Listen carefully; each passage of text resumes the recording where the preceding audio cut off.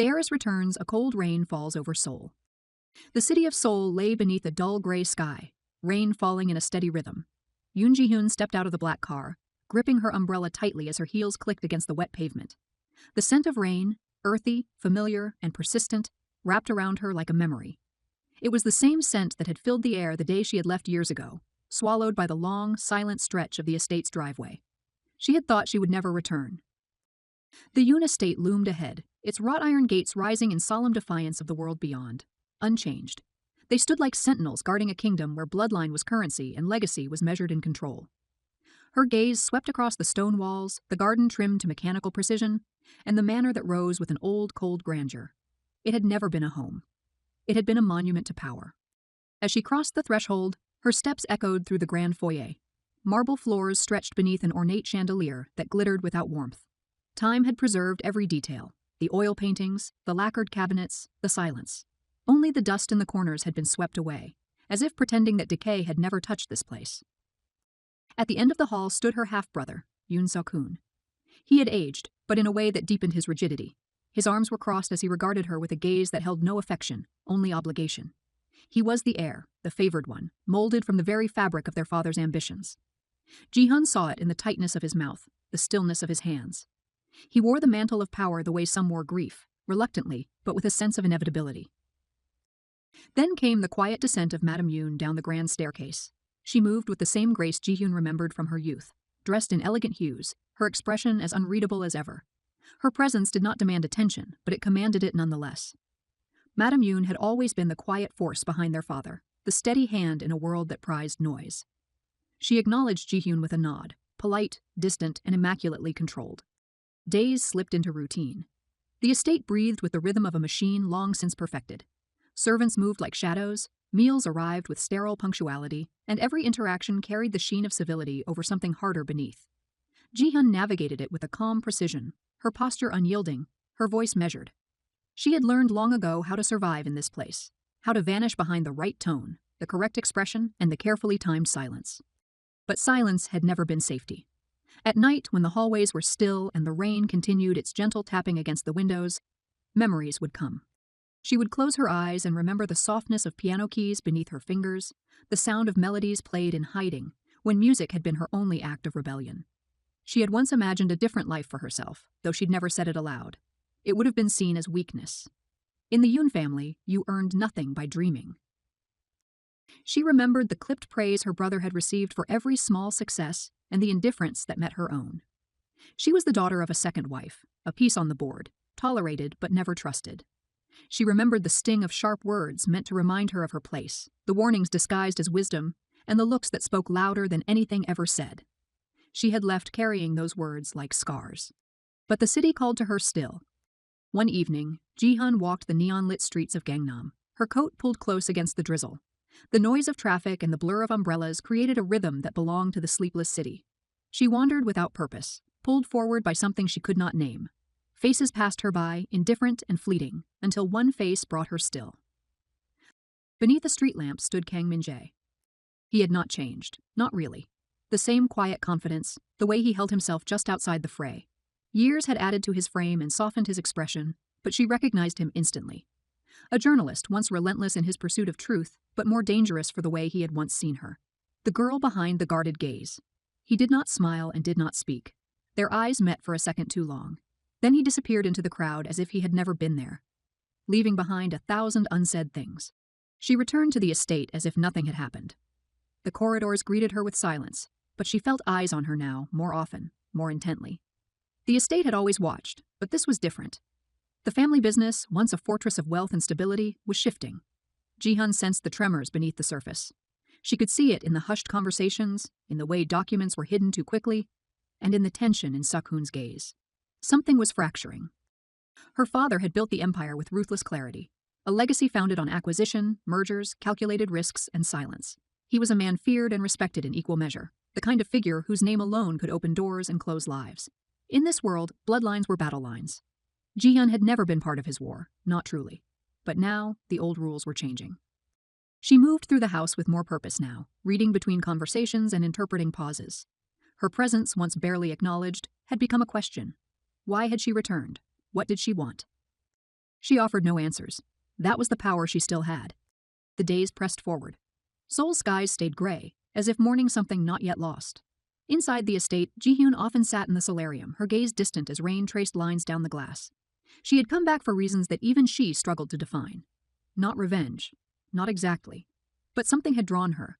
A need to confront what she had once fled, to understand if the girl she had been still lingered in these halls, or if she had finally become someone else. And then came the summons. The door to her father's study loomed like a vault. It had always been off-limits to her, even as a child. It was where decisions were made, where loyalty was tested, and where power was defined. She paused outside for a moment, the rain behind her and the silence before her.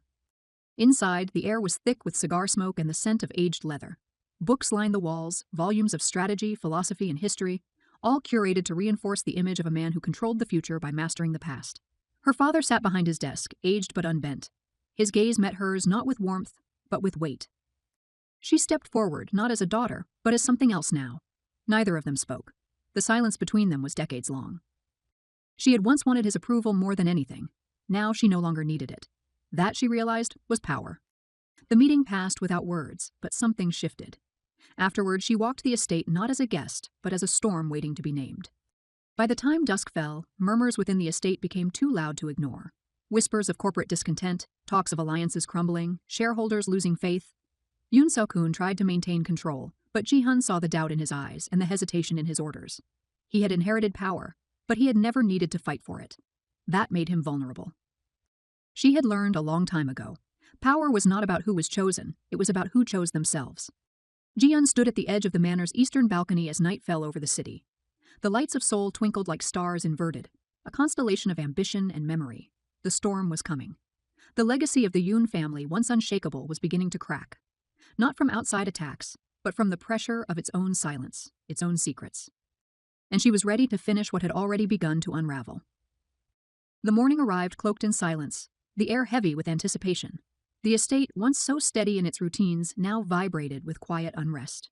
Servants moved with subtle urgency, doors opened and closed more often, and the usual rhythm of breakfast and briefings felt disrupted. Something unspoken hovered over every room, pressing down on the household like an approaching storm. Ji-hyun sat at her father's long, polished dining table. Untouched food lay out before her like an offering to a god who no longer listened. She did not eat. Her appetite had long since disappeared, replaced by something more sharply focused.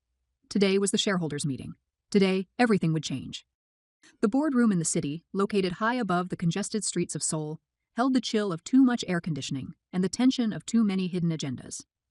Men in tailored suits arrived in silence, briefcases in hand, their eyes scanning the room with the wariness of soldiers assessing the battlefield. The walls were lined with sleek monitors, each one displaying the insignia of the Yoon Corporation, a symbol of decades of dominance. But beneath that symbol, loyalties had begun to shift. Ji-hyun entered last, her steps unhurried, her presence quiet but undeniable. She did not belong here in the way her brother did, yet the room acknowledged her. In the glances cast her way, in the pause before anyone began, she saw the recognition. Not of her authority, but of her inevitability. Documents were passed from hand to hand. Numbers were reviewed, projections challenged, and decisions dissected. But underneath it all was a single question. Who would hold the reins of the future? Ji-hyun listened more than she spoke, and watched more than she reacted. Her gaze moved from face to face, reading the calculations behind every smile, every measured statement. Trust had eroded. Where once there had been a unified front led by her father and upheld by Suk-hoon, now there were cracks, hairline fractures spreading wider by the hour. She had not come to claim her birthright. She had come to dismantle the very idea that it had ever belonged to one person. Her father, silent in the chair at the head of the table, did not intervene. His eyes flickered between his children, between the legacy he had forged and the reckoning it now faced. He had built this empire through sheer will, through sacrifices measured in silence and control.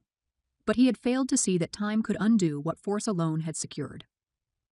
As the meeting wore on, alliances buckled. One executive shifted his allegiance in a moment of hesitation.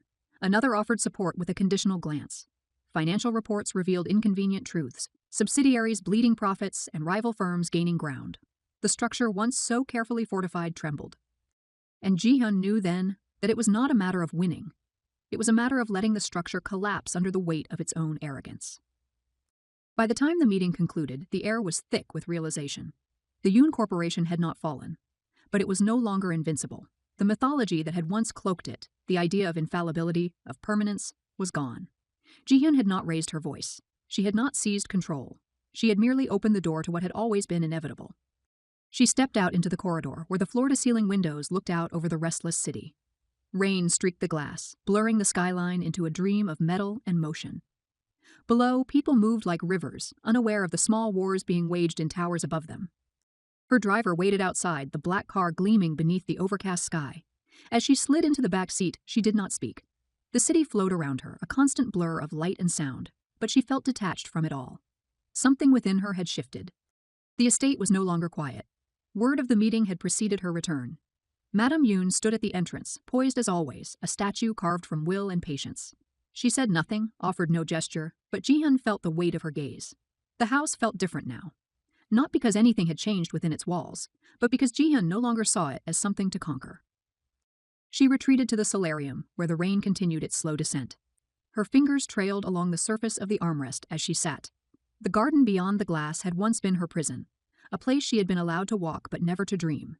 Now, it felt like a ruin she no longer needed to flee. Night fell again, and with it came the memories. She returned to the music room, long sealed but not forgotten. Dust still lingered along the edges, but the piano stood untouched, a relic of something that had once belonged only to her. She did not play it. Instead, she stood beside it, letting the silence wrap around her. The sound of music had once been her escape, her rebellion. Now, she no longer needed either. Elsewhere in the house, Sok-hoon moved with visible purpose. He had felt the shift, perhaps more sharply than anyone. His inheritance had always been assured until now. Ji-hyun did not watch him fall because he had not. But she knew he was fighting to hold on to something that was already slipping through his fingers. The days passed slowly, marked by small absences. Her father no longer came to dinner. The calls to the estate grew more frequent, more urgent. News outlets began to ask questions. Reports surfaced about internal conflict, leaked numbers, and speculation. Kang Min-jae's name appeared once in a byline, and Ji-hyun felt the pull of something unresolved. She had not seen him again. He had appeared once, like a memory surfacing through fog, then vanished. She had not gone looking. Some things were not meant to be chased. Some histories were not meant to be rewritten. But his presence had reminded her of a time when she had still believed in gentler things. When her future had been shaped by hope, not survival. Eventually, her father called for her again. This time, the study felt smaller. The books, once imposing, seemed like armor left behind. He sat behind his desk, older now, not merely in appearance but in presence. Time had caught up with him. The silence stretched again, but it no longer felt weighted. It felt hollow. She left the room with no instructions, no promises, just understanding. Whatever he had seen in her that day at the board meeting, strength, clarity, or danger, it had been enough. Enough for him to step back. Or enough for him to admit he no longer held control. And so the estate continued. The staff adjusted, the business reorganized. A new narrative formed in quiet whispers of Ji-hyun's rise, of her presence in meetings, and of her involvement in restructuring. But she never took the head seat. That was never her goal. She did not want the crown. She only wanted to unmake the throne. One morning she packed a single suitcase. The rain had stopped for the first time in weeks. Outside, the trees shimmered under a pale sun, uncertain but alive. She did not say goodbye, not to her stepmother, not to her brother, not to the staff. They would know, or they wouldn't. It didn't matter. The black car took her into the city once more, but this time she asked the driver to stop before reaching the tower. She stepped out onto a busy sidewalk, blending into the crowd. Her umbrella remained closed at her side. The air smelled of concrete and leaves, of beginnings rather than endings. She wandered through the streets of Seoul, past the river where couples walked hand in hand, past cafes filled with the laughter of people who had never known what it meant to carry a name like hers. She was no longer weighed down by lineage or expectation. She was just a woman in a city that had never stopped moving. In the reflection of a shop window, she caught a glimpse of herself, older, sharper, not broken but remade, not triumphant but whole in a way she had never been before. She found herself again near Gangnam, on the same corner where she had once seen Min-jae. The street lamp stood tall, its light flickering as dusk approached. But he was not there. She didn't expect him to be. Some ghosts did not return. Some stories ended in silence, and that was enough. The city breathed around her.